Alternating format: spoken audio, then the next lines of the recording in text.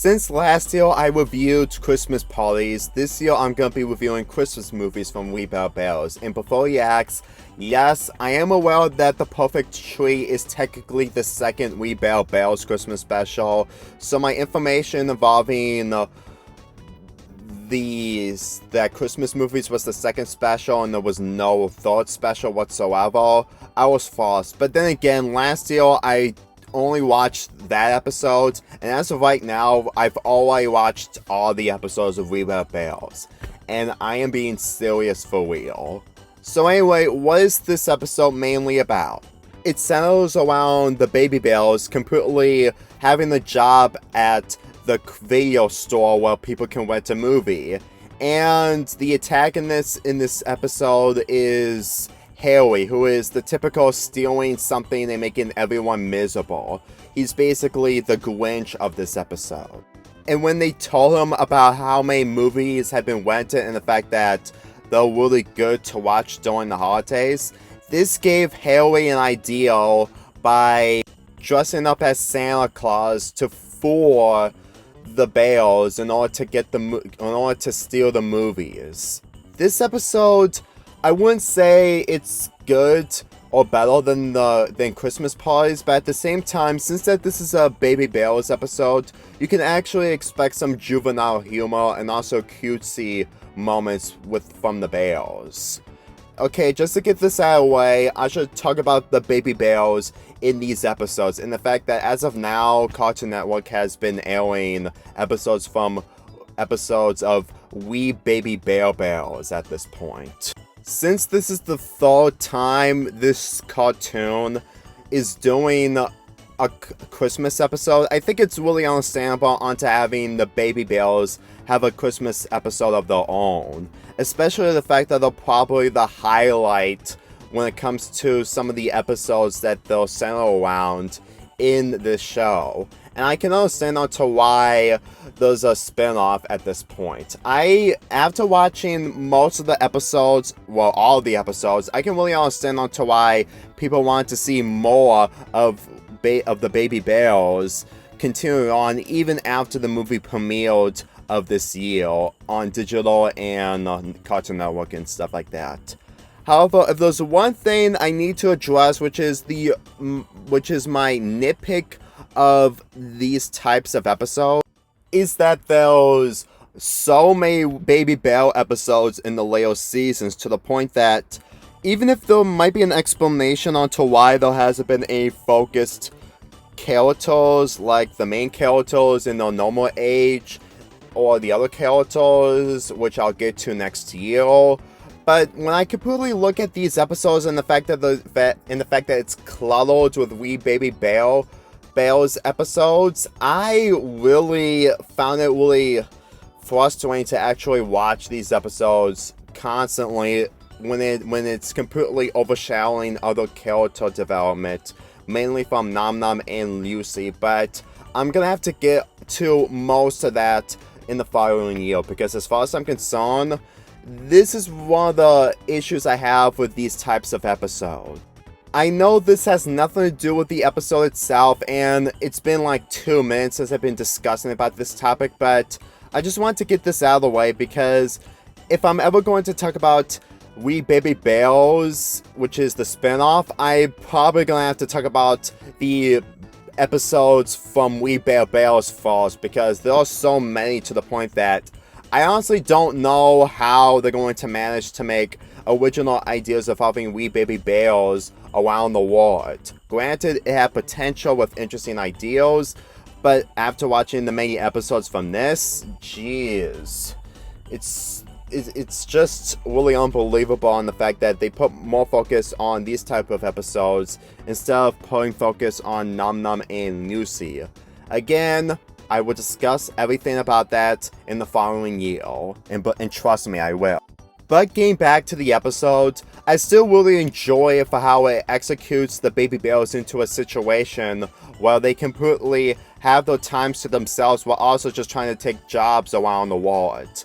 And yes, these characters go into so many places to the point that they're basically the mobile home themselves. Ice Bear, Grizzly, and Panda are basically the mobile home of wherever they go. And it really goes to show that after you watch the movie, you can really tell that they really did a good job into actually making the setup of the spinoff really understandable when you completely see these episodes again. I really think that these types of episodes actually make you understand of how there's so many We Baby Bear Bears episodes, despite the fact that there's too much of it in the later seasons. And then when there's a spinoff coming, you pretty much want to see more and more, especially information that Ice Bear might have a speaking role in the spinoff. But that's all for debate. As for this episode, well, it's about Harry who is about to steal movies in the video store, and the baby bears had to stop him before he caused robbery. It's basically those type of stories or episodes where when you see the antagonist about to steal something, and then it ends up failing. This is just basically Home Alone, except that it's only one person and there's no traps whatsoever. It's just basically the bears just trying to stop the robber stealing stuff. And for what this episode does, although compared to Christmas Parties, is the fact that it has one plot and it's focusing on it completely. If there was actually a sequel of Christmas Parties, well, Grizz and the other characters just completely go to different parties, which is basically recycling, it will probably be extended to 22 minutes. The same thing happened with Charlie's Halloween thing. While the first one is only 11 minutes, while the next one is 22 minutes. But I honestly think that they probably did a really good idea on having this episode be different compared to the last two Christmas episodes. Well, we see, this is mainly about Christmas movies, while Grizz and his friends or brothers completely watch movies, and then they have to stop the robber stealing a other movie. Otherwise, every children in the town or city that Grizz and the others are staying will feel sad and miserable. And when we see Grizz and the bears completely watching different other Christmas movies, I can really tell you that the speech that they gave to Harry at the end really goes to show that they actually have a knowledge of just trying to make things right. For when it comes to watching some of these episodes of Having the Baby Bears, it can be cute but also heartwarming for one of the right reasons.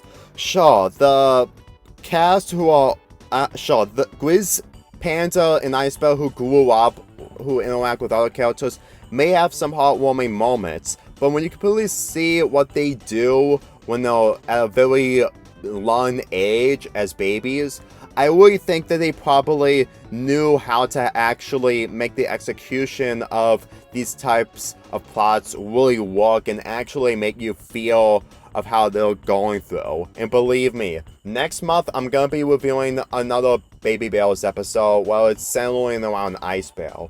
And you probably know what that episode is, but you're going to have to wait until I will upload my January schedule for next month. Getting back on topic, even though that this episode didn't capture the charm of what Christmas Parties did last year, I still think that the charm that this episode has a really different kind of charm, where it involves the bears just trying to make things right. Because in Christmas Parties, I think one of the issues that that video had is the fact that I pretty much give the bears too much credit, and the fact that it was the first episode I've watched for my 2019 videos.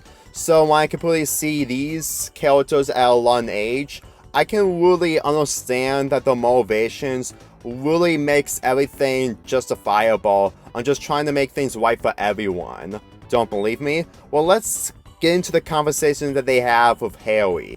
Harry said that Christmas is a scheme or something that is supposed to make everyone happy magically from his perspective, but in a way that he just absolutely cannot stand it. So it's just basically he's the Grinch, and if any of you guys are going to correct me on the fact that my earlier statement was that this is mainly Home Alone and not really Grinch related, they're both the same. It's just that the robbers and Grinch are just two different people just trying to steal stuff in order to sell them, and the other is just stealing Christmas away from the others.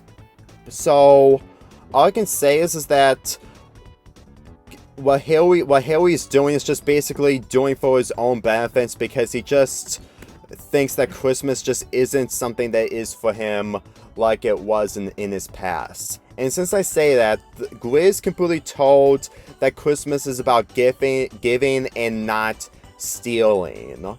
And given the fact that Haley is an adult in this episode, and it's been a long time since his childhood, you can really understand that this is the type of people who have been in this situation while they get older and older, that holiday just easily gets burned out.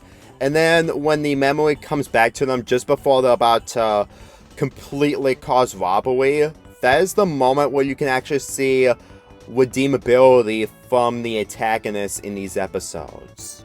Don't believe me? Then we see flashbacks of Haley's childhood on playing a snow fight, completely watching movies, sucking up a candy cane, and his father dresses up as Santa Claus during the holiday feast. And the music in this flashback sequence is really good. I don't even talk about music in cartoons that much, but for how the show tries to handle its music, it's really done well. Granted, it's not as grand or awesome as Steven Universe's background music score, but at the same time, for what this style of cartoon music is, it's still really good to actually listen to. So, you can actually understand onto how Haley is feeling in this situation while he doesn't see his childhood completely and just grows up to be a thief stealing other people's belongings. Or movies, since this is all taking place in a video store. And besides, if people are going to complain on how these antagonists doesn't deserve any redemption or anything like that for forgiveness of what they did, Haley did not leave the building whatsoever. He did plan on stealing them, but considering he had a conversation with the baby bears, he didn't escape. So at this point, he still deserves redeemable from the other characters, and the fact that people still don't see him as a thief. And then at the end of this episode, he is part to the video store by acting like Santa Claus, by completely giving movies to the children. Yeah, that's just basically what his motivation of his redemption is in this episode, which is actually kind of cool to actually see a character like that. And I have to admit, the reaction that the manager made finding out that Haley was actually a robber that almost stole the Christmas movies in his video store. This is the type of comedy that really works when it comes to Baby Bear episodes. And I got a feeling that there's probably going to be more of that in the spin-off. All I can say is that even though this ending isn't as heartwarming as the Christmas Parties ones, I can say that it's better than The Perfect Tree. And again, I will talk about that once we get to next year's Christmas. So all in all, even if I didn't enjoy this episode much as Christmas Parties, I still think that this episode really does a great job on having the baby bears have a focus in a Christmas episode, while also completely making it just as heartwarming as the last episode that I reviewed last year.